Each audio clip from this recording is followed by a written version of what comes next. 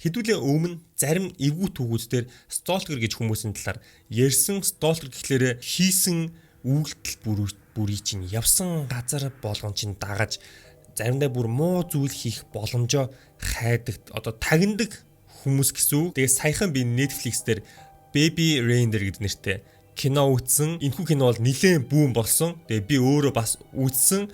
Бүүн болохоос аргагүй кино байсан. Тэгээ киноны дараа хүртэл энэ кинонтой холбоотой үйл явдлууд бол одоо өрнөд байгаа. Тэгээд энэ хүртэл хэдүүл ямарчсан ярьцгаая.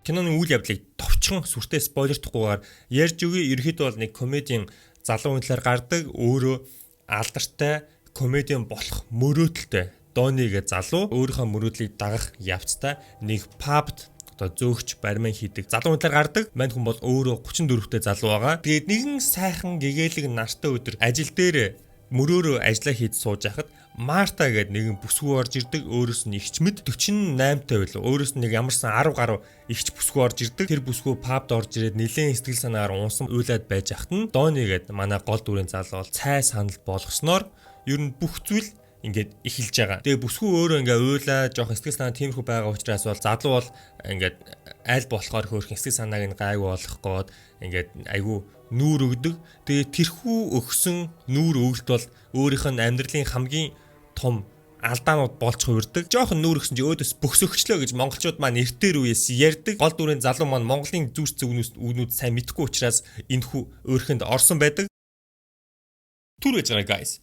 Энэ удаагийн бичлэг Вүүтэй хамтарч байгааг та бүхэнд дуулахад таатай байна. Вүүг ашигласнаар та маш олон телевизийн сувгууд болон видео контентуудыг хүссэн газраас үзэх боломжтой болно. Монголын 65 сувг, гадаадын 22 сувг, HBO-гийн 5 сувг, спорт сувгийн багцын Premier Sport 1-5 хүртэл насан туршийн сувг. Энэ бүхнийг та 96 цаг хүртэл нөхөж үзэх боломжтой. Үүнээс гадна Вүүийнхний өөрсдөх нь хийсэн Voo Originals буюу өөр хаач байхгүй зөвхөн Voo-ийн хэрэглэгч нар үзэж болох оригинал кино контентуудыг та үзэх боломжтой. Та урьдчилсан төлбөрт үйлчлэгээний багц, дараа төлбөрт үйлчлэгээний багц болон гадаад ашиглах багцаас та өөр тохирсон багцаа сонгож аваад ашиглах боломжтой. Компьютер телевизээс гадна та өөрийн ухаалаг гар утсаараа маш ойрхоноор Voo аппликейшнийг хэрэглэх боломжтой. Яг одоо бид кино санг харж байна. Ийм их кинод байна. Видео контент санг харж байна. Ийм олуулаа байна. Хүүхдийн санг харж байна. Хүй. Грэм гэсэн мөнх тунхад явж байна.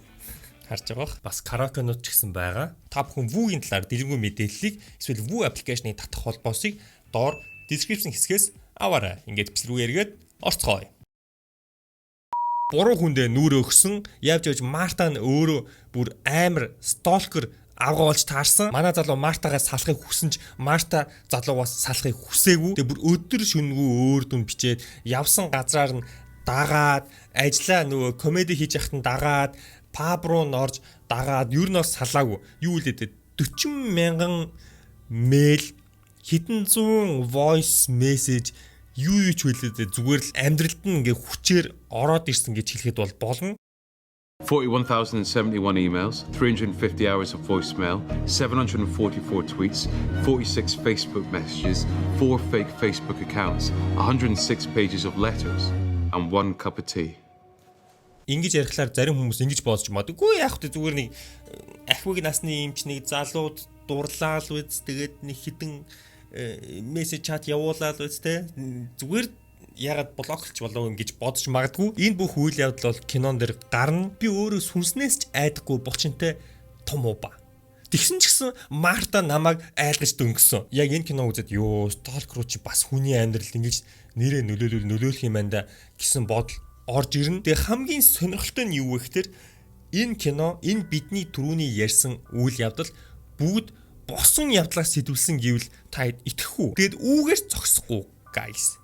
Бүр сонирхолтой нь юу вэ гэхээр энэ бүх үйл явдал энэ киноны гол дүрд нь тэр пабд ажилдаг залууд өөрт нь тохиолдсон тэр жүжигчин өөртөө болсон явдлаа энэ киногоор илэрхийлж байгаа гэвэл та итгэхгүй. Яг зөв энэ Ричард Гад гэж жүжигчин өөртөө тохиолдсон 2013 оноос 10 жилийн өмнөөс эхэлтэй өөртөө тохиолдсон явдлаа бол энэ киногоор илэрхийлсэн. Тэгэхээр Марта гэж энэ сталкер яг амьдрал дээр ч гэсэн байдаг гэсэн үг. Тэгээ өөр нэг зүйл нь юу вэ гэхээр энэ яг Stalker нь яг энэ киноны хамгийн эвгүй үйл явдал нь бас биш. Энэ үйл явдлаас илүү эвгүй хэсэг байдаг. Маа нөгөө гол дүрийн залуу чинь өөрөө алдартай комент чинь болох мөрөөдөлтэй шүү дээ.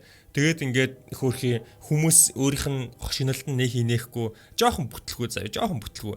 Тэгээд яаж яах нөгөө Марта гэдэг нөгөө сталкертай уучирсан. Тэгээ жоохон хэцүү явж байгаад нэг тийшээ өөрийгөө карьераа гайг болох гээд бүр нэг өөр тийшээ пабт хуваараа комедига хийх гэж очдөг байхгүй юу. Тэгж явж байгаа нэг Дариан гэдэг нэг бас өөрөөсөө нэг арай ахгүйтэй танилцсан. Тэгээд тэр Дариан гэдэг ахгүй өөрийг нь ингээд комеди хийж хахад нь ирж үздэг байжгаад тэгээд өөрөө нэг зохиолч болж таардаг бас хурган алдартай зохиолч. Тэгээд танилцсныхаа дараа манай нөгөө гол дүрийн залууч өстө та өстө над туслаач би өстө ингээд уучраа болохгүй байна гэж аа ах нь өстө нэг туслая муслая гэж яагаад ер нь бас нэг хальт тотонстой. Тэгээд нэг хальт тотонсоод ажил ярьж байгаад яадаг вэ гэхээр нөгөө ахгүй Доныг гэртээ уураад бүх хар тайм хөгж жагаад ер нь бол хүчрхийлчтэй. Тэгээд тэр хэсэг нь бол ер нь бол эвгүй. Би бүр ингээ пауслаад хамт үзчихсэн хүн рүүгээ бүр ингэж харж байгаа юм чинь. Ер нь бол яг тэр гол дүрийн залуугийн оронд өөрийгөө тавиад ингээ үзэх юм бол ер нь ингээ амар эвгүй тийм хэсэг байдаг байхгүй юу? Яг хүний сэтгэл зүйт гэж сэтгэл зүйд яг ингэж орсон хэсэг байдаг байхгүй юу? Тэгээд ер нь юу гэсэн үг гэхээр нөгөө Darren гэдэг чинь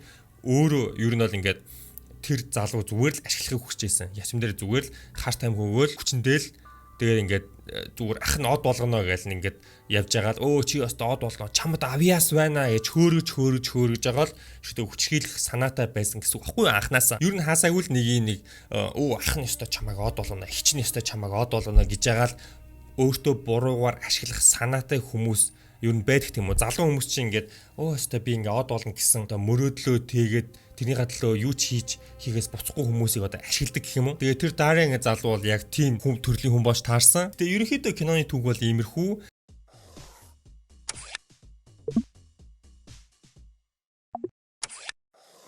Кино гарснаас хойш бол нэлээд бүүн болоо. Тэгээ бүүн боснаас хойш бол нэлээд асуудал тулгарсан. Тэр нь болохоор юу вэ гэхээр киног үзчихэд яг энэ Марта ер нь жинхэнэ амьдрал дээр яг хин юм бэ гэсэн асуултанд бол хариулах гэж бол хүмүүсийг хайж эхэлсэн. Мэдээж кинонд бол хүмүүсийн жинхэнэ хувийн орон зайг хадгалах үүднээс өөр нэр өгнө шүү дээ. Тэгээ хамгийн сонин нь юу вэ гэхээр үзэгчид Facebook Facebook-оор хайж явж байгаад киноны яг жинхэнэ тэр сталкер Мартаг олсон байгаа. Facebook хаягийг нь олсон байгаа. Тэгээ кинон дээр гардаг Мартагийн жинхэнэ нэр нь бол Fiona Harvey гэдэг хүн болж таарсан. Тэгээд энэ нэрээр нь Twitter-ийн аккаунтыг олсон байгаа. Тэгсэн чи яасан бэ гэхэлэр биш үү? Кинон дээр гардаг тэр хэсгүүдийнх нь твитүүд нь байсан байгаа. 2014 оны 9 сарын 23 миний хөшгийг өлгөх хэрэгтэй байна. Кинон дээр иймс гардаг байхгүй одоо ингээд ярьж байгаа л миний хөшгийг өлгөж өгөх хүн хэрэгтэй байгаа гэдэргээд яг тэр үйл явдлууд нь бол бүр яг ингээд утгаараа байж таарсан. Тэгээд ер нь төв дуудлаггүй жинхэнэ одоо бодит амьдрал дээрх Марта энэ бүс бол өөрөө угаасаа ил гарсан. 4 сарын 29-нд. Тэгээд ил гараад юу гэж хэлсэн бэ гэхээр манд хүн Netflix-ийг одоо шүүхэд дуудахаар одоо сүрдүүлсэн байгаа. Шалтгаан нь юу вэ гэхээр өөрийнх нь байдгаас нь илүү одоо царай муутай болгож одоо царай муутай жүжигчин сонгож тоглуулсан. Тэг яг харьцуулж харах юм бол яг тийм ч ялгаатай биш байна. Тэгтээ үнэлтийг бол та нарт үлдээ. Тэг өөр нэг зүйл хэлсэн нь юу вэ гэхээр 5 сарын 6-ны саяхны мэдээлэл байна. Би бол шоронд ороогүй гэж хэлсэн байгаа. Тэг кинонд дэр бол өөрөө шоронд орж байгаагаар гардаг сүүлд нь яалчгүй адилхан л байгаа юм да. Тэгтээ яг энд биш 40 мянган имэйл 350 цагийн урттай voice mail 744 tweet 46 Facebook message Facebook message гайв байна тий 106 хуудас захиа. Oh my god. Тэгээ кинон дээр нь бол яг тэр жинхэнэ мэйлүүд бол гардаг. Тий мэйл болгоныхаа дараа send from my iPhone одоо iPhone-оос явуулсан гэсэн ийм хэсгүүд бол гардаг. Тэгээд мэйлүүд нь өөрөө айгу алдаатай гэсэн хэсгүүд гардаг. Энэ бүхэн бол яг жинхэнэ амьдрал дээр ч гэсэн яг үнэн. Тэгээ өөрөө iPhone барьдаггүй. Яг кинон дээр iPhone бариагүй мөртлөө дандаа мэйл болгоно send from my iPhone гэж гардаг. Тэгээ тэр send from my iPhone гэсэн хүртэл өөрөө алдаатай заримдаа бичдэг гэж байгаа. Тэгээ тухайн үед iPhone барих нь бас ингээд гайгүй тий бас нэг хүн болгон барьдаггүй байсан учраас тэгж битсэн юм уу мэдхгүй бяцхан флекс. Тэгээ үүнээс гадна энэ хүн Мартагийн дүр тоглосон яг жинхэнэ дүр тоглосон хүн маань өөрөө ийм одоо сүрдүүлгийн чаадууд авих аваад өгнөшгөө болоо ингээд 50 байж чадхаа болсон гэж гомдлсон байгаа. Тэгээ хүмүүс энийг хоёр өөр өнцгөөс бол хүлээж авч илээ. Нэг өнцг нь бол болж муухай карма гэж байдэ те. Хүний амьдралыг өөрөө тэр чигтэн сөнөөсөн одоо өөрөө ингээд амтаа мэдэр сталкердуулах амтаа мэдэр гэдэг ч юм уу те. Нөгөө хэсэг нь бол хөрхи угаасаа л ингээд жоохон яавч эрүүл биш хүнийг бас ингэх шаардлага байсан ч юм уу те. Энэ үзэгчд ингэ шаардлага байсан ч юм уу гэсэн хоёр өнцөг байгаа. Тэгээ үүнээс гадна нэг зүйл босно юу гэхээр түрүүний баг Мартагаас илүү одоо дайсны гол дүр гэх юм уу да нэг дүр байгаа штэ. Хүчирхийлэгч тэ зохиолч тэ. Би Ричард Осман гэдэг энэ айгу алдартай л найруулагч хүн юм шиг байгаа. Тэгээд энэ хүн Independent дээр ярьцлага өгсөн байгаа. Хүн болгон тэр одоо хүчирхийлэгч нь хин гэдгийг мэднэ гэж байгаа байхгүй. Тэгэхээр юу гэсэн үг гэхээр тэр хүн бол бараг тэрүүгээр алдартай муу нэрээ алдартай хүмүүс дотроо мэддэг мөртлөө нэг ингэж хилдэхгүй ил болдохгүй тийм нэг хүн байгаа юм шиг болж таарж байгаа байхгүй юу. Гэтэ тэр хүн бол ил болоогүй одоо гол дүрм жүжигч маань ч өөрөө бол тэрийг нууцлж байгаа. Тэг хэрвээ ил болох юм бол ер нь бол тэр хүний амьдрал ер нь бол дуусна л гэсэн үг тий. Гэтэ миний хувьд бол тэр хүчрэлч хэм байсан нь зүгээр мэдгэдэх цаг хугацааны л асуудал гэж бодож гин. Нотлох байранд байхгүй ч юм уу тий. Ямар нэг тийм шалтгаанаар тэр хүнийг мэдээж буруутгах юу л байгаах одоохондоо.